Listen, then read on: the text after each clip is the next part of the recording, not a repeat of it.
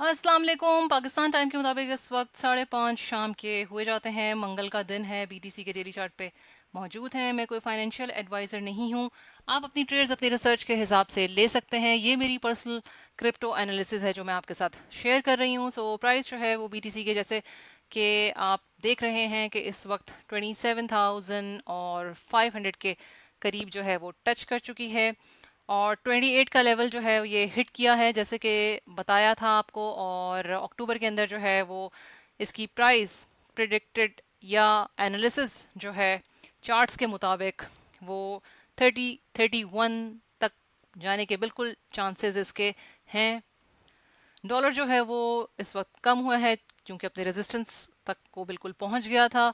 Stocks के अंदर जो है वो तेजी आई गोल्ड के अंदर, लेकिन बिटकॉइन जो है वो अभी फिर भी होल्ड कर रहा है अपनी इस पोजीशन को। सपोर्ट लेवल्स जो हैं वो मैंने आपके साथ शेयर किए थे कि अगर के 25,000 का लेवल ब्रेक होता है तो फिर जो है वो 22,000 20,000 तक जाने के भी इम्कानात हैं अगर वो लेवल ब्रेक हुआ तो। लेकिन इस वक्त जो है ये होल्ड कर रहा है।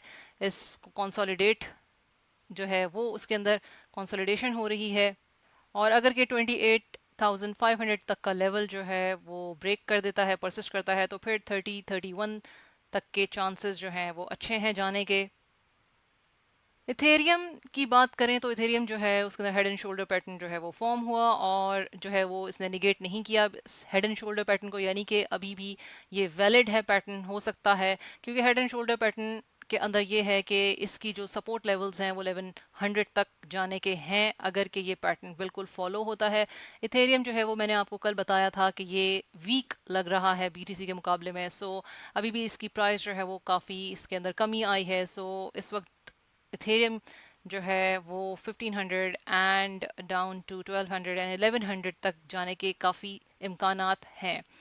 ऑल कॉइन्स की बात की जाए तो ऑल कॉइन्स जो हैं वो मैटिक हो, आडा हो, एसएनपी, बीएनबी, सॉरी बीएनबी जो है और जितने भी अगर ऑल कॉइन्स के चार्ट्स देखे जाएं ओवरऑल तो सबके अंदर जो है वो गिरावट इस वक्त देखी जा रही है प्राइस के अंदर। और एक्सआरपी की बात की जाए तो इसके अंदर भी गिरावट है, कंसोलिडेशन हो रही है, लेकिन ओवरऑल जो ऑल्ट्स हैं वो काफ़ी ब्लीड कर रहे हैं, यानी कि इनके अंदर प्राइसेस बहुत इस वक्त कम हुई हुई हैं। काफ़ी पोजीशंस जो मेरी मैंने स्पॉट के अंदर ली थी वो भी मैंने आपके साथ शेयर की हैं। एक्सआरपी, आडा, मैटिक, एलटीसी के पोजीशंस जो है स्पॉट में मेरी बाइंग हुई है और सेल ऑर्डर्स भी मैंने लगाए हुए हैं। बिटकॉइन की भी जो है वो मैंने ओपन करी है बिल्कुल पोजीशन अभी। ये लॉन्ग पोजीशन जो है वो मैंने ओपन की है बिटकॉइन के अंदर और चांसेस जो हैं वो एक्सपेक्टेड यही है कि 31 तक जाने के इम्कानात हैं अगर के परसिस्ट करता है तो। 28,500 का लेवल परसिस्ट हुआ तो डेफिनेटली ये ऊपर जाएगा और अकॉर्डिंगली एसएल रख के जो है वो ट्रेड रखनी चाहिए क्योंकि loss is a part of trading.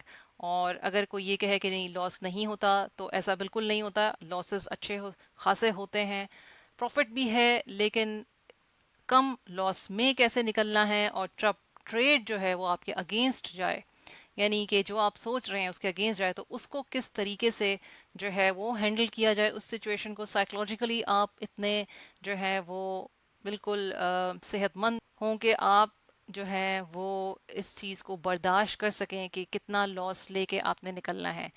क्योंकि हर चीज़ के अंदर जो है वो ज़रूरी नहीं है कि हर ट्रेड ली जाए और उसके अंदर प्रॉफिट ही प्रॉफिट हो। ये इम्पोर्टेंट ज़्यादा ज़रूरी है कि कितना अगर लॉस में जा रही है तो उस वक्त कब बाहर निकलना चाहिए। सारी गेम इसी चीज़ की है कि जो है वो प्रॉफिट तो सब भी बताते हैं, जब लॉस में जा रही हो तो फिर क्या करना चाहिए। सबसे बड़ी बात ये होती है, सिर्फ सब्ज बाग दिखा देना ही बात नहीं है। ये बहुत इम्पोर्टेंट बात है जिसको सीखना है और जो सीखने की बात भी यही है। ये है अब तक की update. Like, share, subscribe and hit the bell icon button. Till then, अल्लाह हाफिज।